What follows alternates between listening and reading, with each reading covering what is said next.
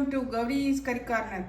நாம் இன்றைக்கி பார்க்க போகிற ரெசிபி பட்டர் பீன்ஸ், அதாவது காஞ்ச பட்டர் பீன்ஸ் இருக்கு இல்லையா, அதில் குருமா. ஒரு கப்பு பட்டர் பீன்ஸ் எடுத்து நல்ல சுடு தண்ணியில் ஊற வச்சு வச்சுருக்கேன். நீங்கள் முந்தின நாளே கூட ஊற வச்சு எடுத்துக்கலாம். ஒரு பெரிய வெங்காயத்தில் பாதி வெங்காயத்தை நீல வாக்கில் கட் பண்ணியிருக்கேன், பாதியை வந்து ரஃபாக கட் பண்ணி வச்சுருக்கேன். 3 பல் பூண்டு, ஒரு சின்ன துண்டு இஞ்சி, ஒரு பெரிய தக்காளி பழம், ஒரு சின்ன தேங்காய் செல்லு வந்து ஒரு சில்லு எடுத்திருக்கேன். அப்போ ஒரு பத்தம்பம் இல்லையா, அதை கட் பண்ணி வச்சுருக்கேன். ஒரு பச்சை மிளகாங்க 2 வெட்டி கீறி வச்சுருக்கேன். தனி மிளகாய்த்தூள் 1/2 டீஸ்பூன், மல்லித்தூள் 3/4 டீஸ்பூன், குழம்பு மிளகாய்த்தூள் 1 table spoon, garam masala 1/2 teaspoon, தாளிக்கிறதுக்கு லவங்கம், ஏலக்காய், பட்டை, கடல்பாசி, பெருஞ்சீரகம். இப்போ பேன் போட்டு ஒரு எண்ணெய் ஊற்றிருக்கேன், 1 டேபிள் ஸ்பூன் அளவு. இந்த தாளிக்கக்கூடிய இதெல்லாம் பட்டை, லவங்கம், ஏலக்காய், கிராம்பு எல்லாத்தையும் ஒன்றா சேர்த்தாச்சு. நல்லா வறுபடட்டும். நல்லா வறுபட்டு இருக்கும்போதே நம்ம வெங்காயத்தை சேர்த்துடலாம். பச்சை மிளகாயும் சேர்த்துடலாம். கொஞ்சம் வதங்குற டேரத்தில் இந்த மசாலா ஐட்டங்களை நம்ம வந்து அரைச்சிக்கலாம். பூண்டு, இஞ்சி, ரஃபாக கட் பண்ணி வச்ச வெங்காயம், தேங்காய்,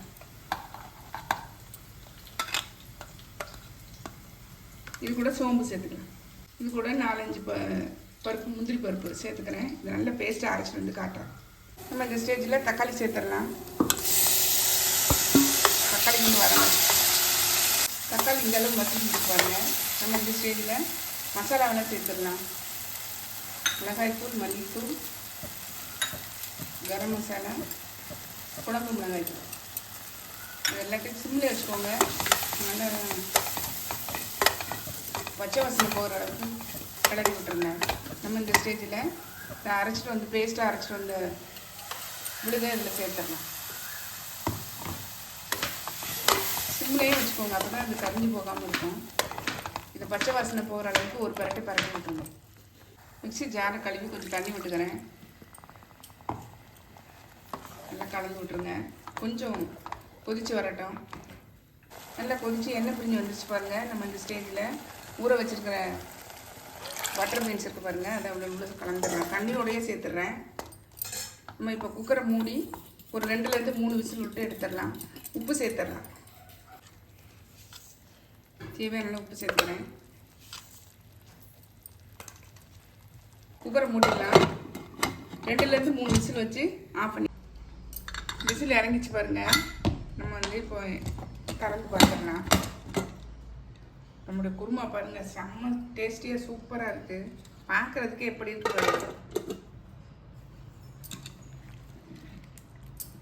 இது வேணும்னா கொஞ்சம் கொதிக்கிற தண்ணியை ஊற்றிக்கலாம். இப்போ இதுவே வந்து நல்லா கிரேவி திக்காக தான் இருக்குது.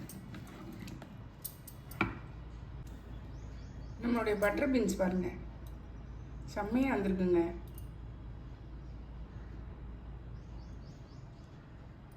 அதனால் ஊற வச்சு அப்படியே நம்ம குக்கரில் வேக வச்சிடலாம். இப்போ வந்து கொத்தமல்லி தழை தூவிடலாம். நம்மளுடைய பட்டர் பீன்ஸ் குருமா பாருங்கள், செம்ம டேஸ்டியாக சூப்பராக ரெடி ஆயிடுச்சு. கண்டிப்பாக ட்ரை பண்ணி பாருங்கள். பூரி, சப்பாத்தி, இட்லி, தோசை, சாதம், ஃப்ரைட் ரைஸு, ஜீரா ரைஸு எதுல கூட நானும் நீங்கள் வச்சு சாப்பிடலாம். செம்ம டேஸ்டியாக இருக்கும்.